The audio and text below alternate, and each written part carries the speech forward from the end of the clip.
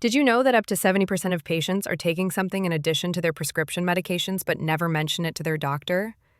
And when they do, one doctor might say, absolutely not. Another might say, well, just be careful. And another might actually recommend it.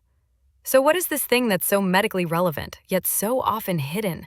And why can't doctors seem to agree on it? Take a second and ask yourself, do you tell your doctor everything you're taking? If you've already guessed, it's dietary supplements, herbal products, and natural remedies. But today, we're going to focus on a specific group that's often misunderstood: herbal medicine from East Asia, used for centuries in countries like Korea, China, and Japan. Why? Because many of the major hospitals in the US are incorporating East Asian herbal medicine into their patient care. For example, Cleveland Clinic, one of the most highly ranked hospitals in the world, has been integrating East Asian herbal remedies since 2014. On the West Coast, UCLA Health and UCSF Health have incorporated herbal consultations into their integrative medicine programs. And on the East Coast, institutions like Johns Hopkins, Duke, and Northwestern are also expanding their offerings to include plant-based therapies. These aren't fringe clinics or alternative spas. These are evidence-driven, research-intensive hospitals. And here's the thing. One of the top hospitals in the United States, Memorial Sloan Kettering Cancer Center, MSKCC, has officially published a study reporting the outcomes of their herbal medicine service since its implementation in 2019. And that's not just news for cancer patients. It's a landmark moment that shows how Eastern herbal medicine is being scientifically validated in places that set global medical standards. If they're embracing herbal medicine, it's time we ask why. You might ask, wait, herbal medicine is now accepted in Western hospitals? Yes, but let's be clear. This isn't about replacing conventional treatment. It's about complementing it through what's called integrative medicine. At MSKCC, herbal medicine has been used not just for cancer, but for managing side effects, boosting immune resilience, and improving overall balance in complex treatment plans. This kind of complementary approach can give new hope to patients undergoing long-term treatment that can severely impact their quality of life. Let me introduce you to Audrey, a 54-year-old middle school teacher from New York. When she was diagnosed with stomach cancer, the word cancer felt like a death sentence. But with the support of her family, she decided to fight and began chemotherapy. But it wasn't the chemo itself that nearly broke her. It was what came after. Every cycle left her with days of relentless nausea. She couldn't eat. She couldn't even stand the smell of food. She lost weight. She lost her strength. And soon she began to lose hope. Her oncologist prescribed anti-nausea medication. At first, it seemed to help, but the relief didn't last. Within a few days, the nausea came back, this time with headaches, fatigue, and dry mouth, side effects of the anti-nausea medication itself. Switching to another anti-nausea drug wasn't an option. It carried risks of liver and kidney toxicity when combined with her chemo. At that point, Audrey felt stuck. She started dreading the next round. Not just because of the cancer, but because of what the treatment would do to her body and mind. And this isn't just a cancer story. Patients with chronic pain often suffer from GI issues due to long-term use of painkillers. Autoimmune patients deal with fatigue and frequent infections from immunosuppressants. Even women going through menopause and perimenopause face risks when using hormone therapy. Audrey turned to the internet like many people do. She found something interesting. Ginger may help with nausea. She brought it up with her oncologist. I read that ginger can help with chemo-induced nausea. Is it safe for me to try? But her doctor looked uncomfortable. He didn't say yes. He didn't say no. Just vague caution. Why? Because even something as simple and well-known as ginger puts many doctors in a tough spot. Some OB/GYNs do recommend ginger for morning sickness. But with chemo, chronic illness, multiple prescriptions, things get complicated fast. And when it comes to lesser-known herbs, doctors often simply don't have the training. Herbal medicine is not a core subject in most U.S. medical schools. Many physicians worry it's pseudoscience or, at best, not their area of expertise.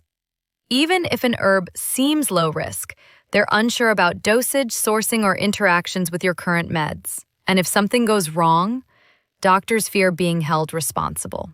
But for patients like Audrey, that leaves a painful question. If I can't ask my own doctor, who can I ask? Here's where it gets interesting. If Audrey had gone for an integrative medicine consultation, she could have received a supervised recommendation tailored to her specific chemotherapy and condition. She might also have been offered a quality-assured herbal formula. And all of that can be done by a licensed herbal medicine expert, supported by published research. In fact, MSKCC has released promising results when this is done right. Their herbal oncology program, designed for the safe use of herbal medicine and individualized symptom control, was assessed and published in recent medical journals. Their findings? Over 70% of participants reported significant symptom relief: nausea, pain, fatigue, digestive issues, and insomnia. Adverse effects were reported in fewer than 7% of cases in this supervised setting, highlighting the program's safety. This led to improved quality of life and better adherence to cancer treatment. And again, these efforts are not limited to one hospital. The National Institutes of Health, NIH, has supported research on East Asian herbal formulas for chronic pain, immune health, and even antiviral activity since 2015.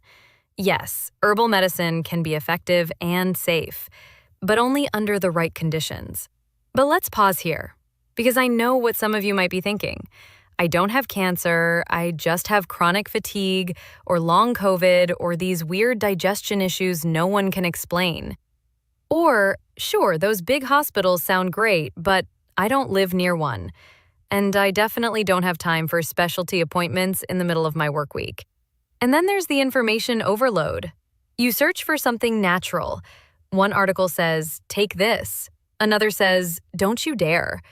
You watch YouTube videos, scroll Reddit threads, fall into Amazon rabbit holes, until your browser has 20 tabs open and you still don't know what's safe or legit.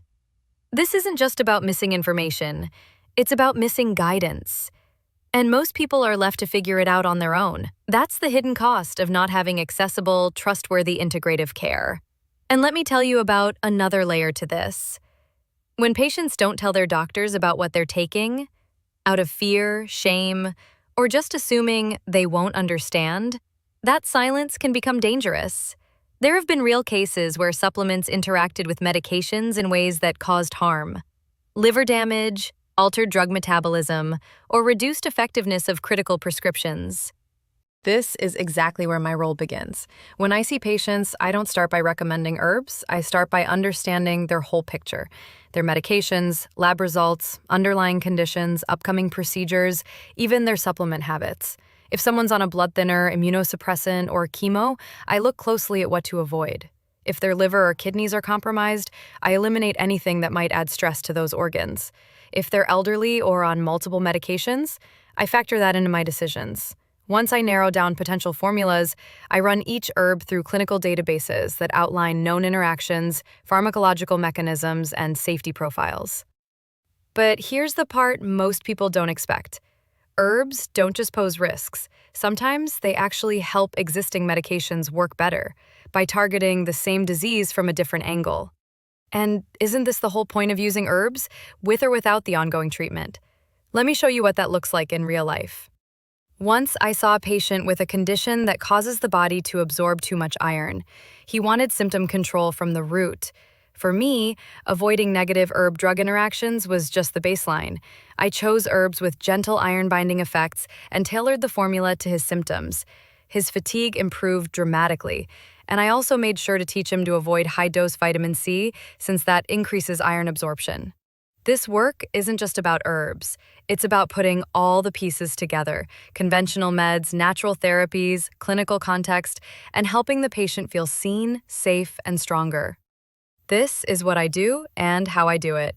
If you want to know more about my integrative approach, check the link in the description. And for the studies I mentioned in the video, you'll find them in the pinned comment below. I'll be back with more useful stories and information next time. In the meantime, don't forget to share this with someone who's been trying to figure this alone.